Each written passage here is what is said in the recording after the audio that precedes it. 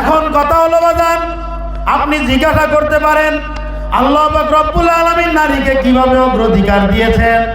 ও দুনিয়ার মুসলমান, নারী এবং পুরুষ, ছেলে এবং মেয়ের মধ্যে রাসূল আকরাম সাল্লাল্লাহু আলাইহি ওয়াসাল্লাম পবিত্র জবানে ঘোষণা করতেছেন, ও আমার উম্মতেরা, মান কানাত লাহু সালাসু বানাতিন, ও আমার উম্মতেরা, তোমাদের কারো ঘরে যদি 3টা কন্যা সন্তান হয়, জোরে বলেন কয়টা? 3টা মেয়ের বাবা আছে এখানে কেউ? আপনার জন্য একটা অফার আসতেছে বাজান, আলহামদুলিল্লাহ।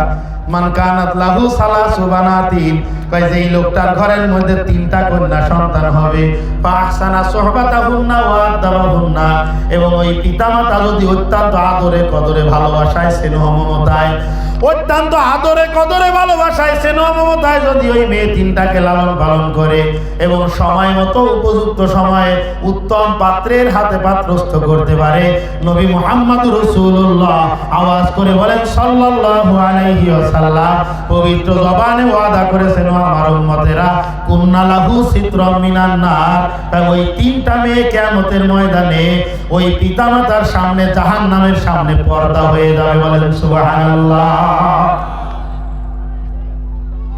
খুব বেশি খারাপ লাগতেছে না তো? হ্যাঁ, বিরক্ত হয়েন না, এদিকে দেখেন। 3টা মেয়ে যদি উত্তম ভাবে লালন পালন করা যায়, আম্মা জান আয়েশা সিদ্দিকা রাদিয়াল্লাহু তাআলা আনহা, বাজান আমাদের সমাজের একটা রুল আছে, আমাদের সমাজের একটা রুল আছে। আমার মুরব্বী বাবাজিরা এখানে আছেন, আমার সমবয়সী বন্ধুরা আছেন। আমাদের সমাজের একটা রুল, মেয়ে সন্তান ভূমিষ্ঠ হইছে, মনের মধ্যে একটু সামান্য একটু ক্যারাত ক্যারাত করে আছে কি আছে? আমি আপনাদেরকে চাক্ষুষ একটা গল্প শুনাই। আমারও আলহামদুলিল্লাহ 2টা মেয়ে। এর পরের হাদিস আমার জন্য আছে, আপনাদের মধ্যে যাদের 2টা মেয়ে তাদের জন্য আছে। আলহামদুলিল্লাহ আমার 2টা মেয়ে।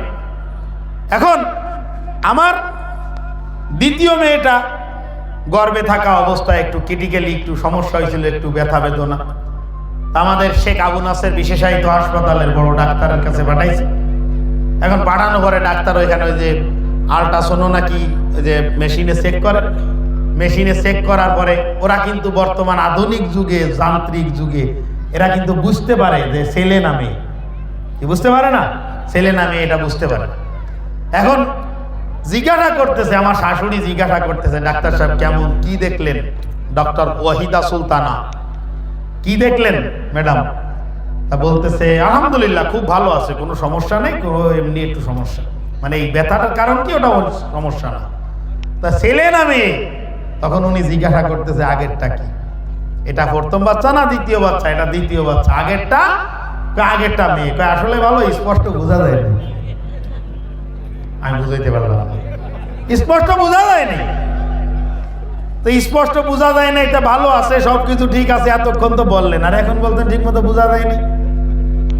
আমি শাশুড়ি বলতেছি বারবার, মানে শাশুড়ি বারবার জিজ্ঞাসা করতেছে। শাশুড়ির আবার খুব একটা আশা আছে আল্লাহ পাক একটা ছেলে দিও, আর আমি বলতেছি আল্লাহ পাক তোমার হাবিব সাল্লাল্লাহু আলাইহি সাল্লাম বলেছেন 3টা মেয়ে হইলে, 2টা মেয়ে হইলে এই মেয়েরা উত্তম ভাবে আমার যোগ্যতার আলোকে যদি আমি লালন পালন করতে পারি, আল্লাহ পাক রব্বুল আলামিন এই মেয়েদের বদৌলতে, এদের সুপারিশে আল্লাহ পাক আমাকে মাফ করে দিতে পারেন। সুবহানাল্লাহ।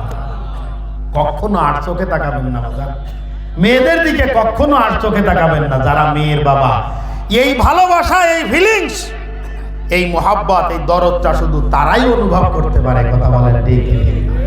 ছোট্ট একটা স্যাম্পল, পরীক্ষার ফিস দিতে হবে, পরীক্ষার ফিস দিতে হবে। আমার নিজের চোখে দেখা, নিজের কানে শোনা। আব্বা 500 টাকা রেখে দেবো মার কাছে, পরীক্ষার ফিস দেওয়ার আগে, আগামীকাল কিন্তু লাস্ট ডেট। এটা কি ছেলের কণ্ঠ না মেয়ের কণ্ঠ? এত বুঝে ফেলাইছি, আমি আর কি এক্সাম্পল দেব? কালকে দিলে হয় না? তোমার এই প্রত্যেকটা কাজে এই সমস্যা। আর একান্ত যদি বাইরে না ওঠো তাহলে বাদ দি পড়াশোনা। আর আমার মেয়েটা, এটা আপনার মেয়েও, আপনার মেয়েটাও দেখবেন বাজারে যাচ্ছেন ব্যাগ নিয়ে, কিছু একটা দরকার, আপনি বাজারে যাবেন, এই কথা শোনার পরে মেয়ে ছোট হোক আর বড় হোক দৌড় দিয়ে গিয়ে আপনার জামাটা নিয়ে চলে আসবে। অথচ জানে না যে এই জামাটা আপনি ধুয়ে দেওয়ার জন্য রেখে দিয়েছেন, এটা আর পরবেন না। কিন্তু ও আব্বা বাজারে যাবে, দৌড় দিয়ে দেয় হ্যাঙ্গারের থেকে জামাটা নিয়ে, আব্বু এই যে এরপরে গিয়ে আস্তে আস্তে আপনার পিছনে কয় কদম চলবে, কিছু দূর যাওয়ার পর আব্বু তোমার কাছে টাকা আছে? হ্যাঁ আছে। কি লাগবে তোমার? 20 টাকা আছে? আছে 20 টাকা আছে। তুমি আমার জন্য একটু পাপড় বাজানি কেন? এই আর্গুমেন্টটা এরকম ভাবে আসে না? আপনারাও একটু সাক্ষ্য দিয়েন, তাইলে আমি বুঝবো না যে আমি ঠিকঠাক বলতেছি। আর্গুমেন্টটা এরকম ভাবে আসে। আব্বা আজকে 8 বার না আগামীকাল 2 কেজি গরুর গোশত নিয়ে এসো। অনেকদিন গরু গোশত খায় না। আরে বাজার মাসের শেষ, এখনো পর্যন্ত টাকা পাইনি, এটা ইত্যাদি ইত্যাদি। একটা কিছু বললেই অমনি তোমার যত সব বাহানা আছে কি আছে। এটা কিন্তু শুধু বাস্তব বাহ্যিক একটা ব্যবধান। ছেলে তার বাবাকে ভালোবাসে না, কথাটা এমন না। আমার আম্মা জানদের এই প্রত্যেক বাড়ি প্রত্যেকটা মাহফিলে এরকমই হয়। আপনারা একটু ব্যবস্থা করেন, আর মা বোনেরা একটু জুড়ে মিলে বসেন, মাঝখানে ফাঁকা জায়গা ছেড়ে দিয়ে একটু জুড়ে মিলে বসেন, একটু জুড়ে মিলে বসেন। মাগো একটা রাত একটু কষ্ট করেন, একটু জুড়ে মিলে বসেন, একটু জুড়ে মিলে বসেন। পিছনে জায়গা সংকীর্ণ হয়ে গেছে, ওখানে অনেক মায়েরা বসতে পারতেছে না, আপনারা একটু জুড়ে মিলে বসেন। আর আপনারাও দেখেন ওখানে বাড়তি কোনো ত্রিফলা বা কোনো বসার ব্যবস্থা করা যায় কিনা। ওনাদের জন্য সবসময় প্যান্ডেল এটার থেকে ওইটা বড় করবেন সবসময়, কারণ আপনাদের থেকে তারাও আসনে বেশি। কি কর? কোথায় ছিলাম? মেয়ের কণ্ঠ আর ছেলের কণ্ঠের মধ্যে কি ব্যবধান আছে? ও দুনিয়ার মুসলমান, আল্লাহ নবী বলেন মান কানাত লাহু সালাসু বানাতিন, 3টা মেয়ে সন্তান যদি লালন পালন করতে পারো, কুন্না লাহু সিতরাম মিনান নার। নবী মুহাম্মদ রাসূলুল্লাহ মুহাব্বতে বলেন সাল্লাল্লাহু আলাইহি ওয়াসাল্লাম, পবিত্র জবানে ঘোষণা করতেছেন উম্মতেরা, ওই মেয়ে 3টা তোমার জন্য আল্লাহর দরবারে সুপারিশ করবে। আপনি এই রকম একটা হাদিস ছেলেদের সম্পর্কে দেখাইতে পারবেন না? এই রকম হাদিস ছেলেদের সম্পর্কে দেখাতে পারবেন না? হ্যাঁ, হাদিসের মধ্যে আছে নেককার সন্তান দুনিয়ায় রেখে যাও, তাহলে ফায়দা হবে। সন্তান এটার মধ্যে ছেলে মেয়ে দোনোটা শামিল না? রাগ করতেছেন নাকি আপনারা? সন্তান এটা বলার দ্বারাই ছেলে এবং মেয়ে উভয়টা বোঝা যায় না নাকি? উভয়টা বোঝা যায়, কিন্তু ছেলে বললে শুধু ছেলে, মেয়ে বললে শুধু মেয়ে বোঝা যায়। আম্মা জান আয়েশা সিদ্দিকা জিজ্ঞাসা করেন, ইয়া রাসূলুল্লাহ, ইয়া হাবিবাল্লাহ, 3টা কন্যা সন্তান না হয়ে যদি কারো 2টা কন্যা সন্তান হয়, 2টা কন্যা সন্তান হইলে কি হবে? আমার নবী বলতেছেন, আয়েশা, 2টা কন্যা সন্তানও যদি ভূমিষ্ঠ হয়, ওই রকম আদরে কদরে ভালোবেসে যদি তাদেরকে লালন পালন করতে পারে, তাহলে ওই কন্যা সন্তান 2টাও ওই পিতামাতার জন্য জান্নাতে যাওয়ার কারণ হয়ে যাবে। জোরে বলেন সুবহানাল্লাহ। এখন অনেকের মুখ শুকনো হয়ে গেছে, মনে মনে চিন্তা করতেছে, আল্লাহ আমার তো মোটে একটা, আপনার জন্য আছে বাজার। আল্লাহ নবী বলতেছেন, একটা কন্যা সন্তান যদি ভূমিষ্ঠ হয় এবং সেইটাকেও যদি আদরে কদরে সোহাগ দিয়ে ভালোবাসা দিয়ে যদি উত্তম ভাবে লালন পালন করতে পারো, আমার নবী বলতেছেন ওই মেয়েটাও তোমার জন্য জান্নাতের কারণ হয়ে যাবে। অনেকে সুবহানাল্লাহ বলতেছে না, কয় যেহেতু আমার তো একটা, আমার আর সুবহানাল্লাহ বলে লাভ নেই। একটু সুবহানাল্লাহ বলেন না, ভালো লাগবে। এখন আসেন, মেয়েদের ফজিলত ছেলেদের থেকে বেশি। এরা যখন মেয়ে থাকে তখন এদের মর্যাদা এই জন্মের থেকে, গর্ভের থেকে ভূমিষ্ঠ হওয়া মাত্রই এই মেয়েটা মা হয়ে যায়। কথা বলেন ঠিক কি ঠিক না? আপনারা মেয়েকে কি বলে ডাকেন? আম্মু বলে ডাকেন। আর আমাদের সমাজের মধ্যে কিছু হীনমন্য ইতর শ্রেণীর কিছু মানুষ আছে, কিছু লোক আছে এরকমের, যে হজে যাওয়ার সময় সমস্ত সম্পদ ছেলেদের নামে লিখে দিয়ে মেয়েকে নিঃশর্ত করে দিয়ে হজ করতে যায়। কথা বলেন আছে কি আছে না? হাতে পায়ে ধরে অনুরোধ করি বাজান, সাবধান, খবরদার সাবধান। যদি দেন সবাইকে সমান করে দিবেন, দিছেন না কাউকে দিছেন না, কাউকে দিবেন না। আপনি যদি এরকম ভাবে শরীক ফাঁকি দিয়ে বোনের সম্পদ ফাঁকি দিচ্ছেন, ভাইয়ের সম্পদ ফাঁকি দিচ্ছেন, কলিজার টুকরা সন্তানের সম্পদ ফাঁকি দিচ্ছেন, এইভাবে দিয়ে আপনি হজ করতে গেলেন। মান কতা মিরাসা ওয়ারিসিহি কতা আল্লাহুল আবিদ। যেই ব্যক্তি কোন ওয়ারিসের মিরাস নষ্ট করে দেয়, মিরাস ফাঁকি দেয়, আল্লাহর বান্দার খাতার থেকে তার নাম কাটা যায়। জোরে বলেন নাউজুবিল্লাহ। বললাম তো, আল্লাহর বান্দার থেকে নাম কাটা যায়। হাজি বলবেন কারে? খবরদার খবরদার, এই কাজ আদৌ করা যাবে না। মেয়েদেরকে বাঁকা চোখে দেখবেন না, তারা কিন্তু মায়ের জাতি, আর তাদের দ্বারাই আল্লাহ পাক রব্বুল আলামিন তাদের গর্ভ থেকে নবী রাসূল পীর আউলিয়া বুজুর্গ দুনিয়ার মধ্যে পাওয়া যায়। কথা বলেন ঠিক কি ঠিক না? এই জন্য বলতেছিলাম মা, তোমাকে আল্লাহ পাক দিয়েছেন অগ্রাধিকার। এরপরে যখন এই মেয়েটা আস্তে আস্তে বড় হয়, আস্তে আস্তে যখন বড় হবে 18 বছর 20 বছর পর্যন্ত, এই মেয়েটার যাবতীয় দাবি, যাবতীয় সমস্ত আর্গুমেন্ট, সমস্ত রকমের চাহিদা, সমস্ত রকমের চাহিদা পূরণ করার দায়িত্ব হলো বাবার। কথা বলেন ঠিক কি ঠিক না? এই মেয়েটার সমস্ত চাহিদা পূরণ করবে বাবা। এরপরে গিয়ে যখন মেয়েটা উপযুক্ত বয়সে আর একটা স্বামীর হাত ধরে চলে যাবে, তখন একটা ছেলের হাত ধরে তাকে দিয়ে দিলেন উত্তম পাত্রের হাতে। এই ছেলেটা যতদিন পর্যন্ত জীবিত থাকবে এবং এই মেয়েটা যতদিন পর্যন্ত জীবিত থাকবে, ততদিন পর্যন্ত এই মেয়েটাকে দেখে শুনে রাখবে, তার নিরাপত্তা দিবে, তার খাবারের ব্যবস্থা করবে, তার থাকার ব্যবস্থা করবে, তার প্রসাধনীর ব্যবস্থা করবে। মেয়েটা অসুস্থ হইলে সেবা শুশ্রূষা করা হয় স্বামীর উপরে বর্তাবে। কথা বলেন ঠিক? এইভাবে করে ও মা, জন্মের থেকে নিয়ে মৃত্যু পর্যন্ত যখন তুমি স্বামীর ঘরে চলে গেলা, স্বামী তোমার অভিভাবক, তোমার দিক নির্দেশক, তোমার পাহারাদার। এরপরে যখন স্বামী ইন্তেকাল হয়ে গেল, তোমার গর্ভের থেকে ভূমিষ্ঠ হওয়ার ছেলে সন্তান এখন বড় হয়েছে, ওইখান থেকে নিয়ে মৃত্যু পর্যন্ত এই ছেলেটা তোমাকে আগলে রাখবে। এইরকম প্রত্যেকটা স্তরে, প্রত্যেকটা ক্ষেত্রে, প্রত্যেকটা জায়গায়, প্রত্যেকটা সেক্টরে আল্লাহ পাক রব্বুল আলামিন এই মাকে পাহারা দেওয়ার জন্য এক একজন করে পুরুষের বন্দোবস্ত করে দিয়েছেন। ও মা, আল্লাহ পাক তোমাকে দিয়েছেন অগ্রাধিকার, আর তুমি সমাজের কাছে দাবি করতেছো সমান অধিকার। এই সমান অধিকার তোমার কাছে, তোমারকে সমান অধিকারের স্লোগান কেন শিখায়?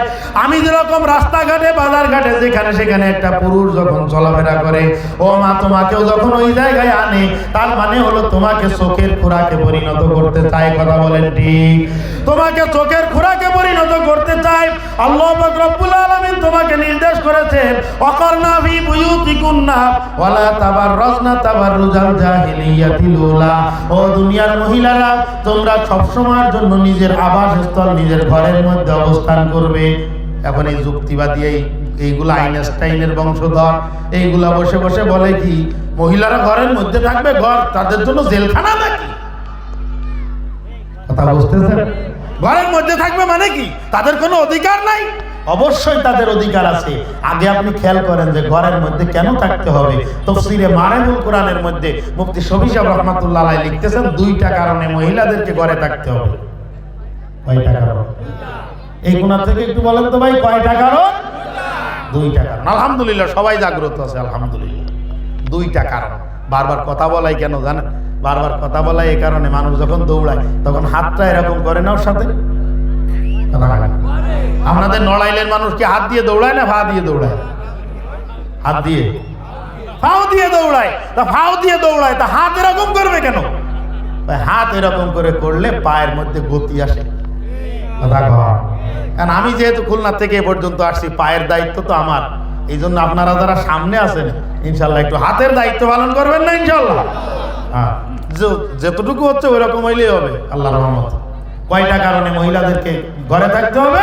2টা কারণ। 1 নম্বর কারণ, ঘর হলো মহিলাদের আবাসস্থল, তাদের কর্মস্থল। স্বামী এবং স্ত্রী দুইজনে কাজ করবে, একজন করবে ঘরের মধ্যে, আরেকজন করবে বাহিরে। স্বামী করবে বাহিরে, এই বাচ্চা কথা বলেন, স্বামী করবে বাহিরে, স্ত্রী করবে ঘরে। আপনাদের মধ্যে একজন যদি কেউ এরকম থেকে থাকেন, আপনাদের দোকান আছে, ব্যবসা করেন, ও বাজান, আপনি সকালের থেকে রাত 10টা পর্যন্ত আপনার ব্যবসা প্রতিষ্ঠানের মধ্যে আপনি পড়ে থাকেন, হাজারো প্রয়োজন, তারপরে আপনি বাইরে যান না, খরিদ্দারের চাপের কারণে আপনি পায়খানা প্রস্তাব পর্যন্ত চাপায় রাখেন, এর বেগও, এই কষ্টও আপনি চাপায় রাখেন। এটা কি আপনি জেলখানায় থাকেন? কথা বলেন না। আমি মানে বুঝাইতে পারি নাই। আপনি একটা মাদ্রাসার শিক্ষক, আপনি একটা স্কুলের শিক্ষক, সকাল 9টা থেকে 5টা পর্যন্ত ওইখান থেকে আপনার বের হওয়া যাবে না, এটা হলো নির্দেশনা। এখন ওই টাইমটা, ওই সময় আপনি কি জেলখানায় আবদ্ধ থাকেন? তাহলে ওই জায়গায় আপনি যদি জেলখানায় না থাকেন, এটা আপনার কর্মস্থল, এটা আপনার রুটি রুজির মাধ্যম, তাহলে আমার আম্মাজান সেও যখন ঘরের মধ্যে থাকে, তাহলে তার ব্যাপারে কেন এই কথাটা আসবে যে সে ঘরের মধ্যে জেলখানায় আছে? আরেকটা কারণ, মা যখন রাস্তায় বের হয় তখন রাস্তাঘাটে বেপরদা অবস্থায় বের হইলে রাস্তার ভ্যানওয়ালা, রিক্সাওয়ালা, জুতো সেলাই করা মুসি, ব্যবসায়ী, দোকানদার, পানের দোকানদার, চায়ের দোকানদার, এই ধরনের কিছু লোকজনের কুনজর এই আম্মাজানের চেহারার উপরে পড়ে কি বলে না? এই কুদৃষ্টি থেকে হিফাজত করার জন্য ইজা খরাজাতিন নিসা ইস্তাশরাফাহা শাইতান, আল্লাহর নবী বলেন যখন কোনো মহিলা বের হয় শয়তান এরকম করে দেখে। এই যে দূরের জিনিস আমাদের মুরব্বী বাবাজিরা এরকম করে দেখে না, এইরকম করে করে দেখে, শয়তান ওই রকম করে করে দেখে। আর ওই শয়তানের কিছু অনুসারী পাদ্রী, তার কিছু লেসপেন্সার আছে, তার কিছু লেজড়ি আছে, আছে না? এই ইবলিশ শয়তানের লেজড়ি গুলা ওই মা বোনদেরকে ওই রকম ভাবে দেখে। আমার যুবক বন্ধুরা, তোমাদেরকে ছোট করার জন্য বলতেছি না, রাগ করো না, এই কাজগুলো তোমরাই করো, এটা মুরব্বীরা করে না। কথা বল ঠিক ঠিক না? গার্লস কলেজের সামনে মেয়েদেরকে টিচ করা, কোনো ভালো ঘরের কোনো সম্ভ্রান্ত পরিবারের সন্তান কখনো কোনো বেগানা নারীর দিকে তাকায় শীষ দিতে পারে? এটা বোঝা যাবে যে পারিবারিক শিক্ষার অভাব আছে। কারণ ভালো সন্তানেরা কখনো এটা করবে না। ভালো মানুষের কাজ এটা না। তুমি তো একজন মানুষ, তুমি একজন মুসলমান, সর্বশ্রেষ্ঠ সৃষ্টি হিসাবে আল্লাহ পাক তোমাকে সৃষ্টি করেছেন। তুমি কেন মেয়েদেরকে উৎপাত করবা? তোমার কারণে মেয়েরা রাস্তায় বেরোতে পারবে না। এরকম সমাজ তো আমরা আদৌ কামনা করি না। কথা বলেন।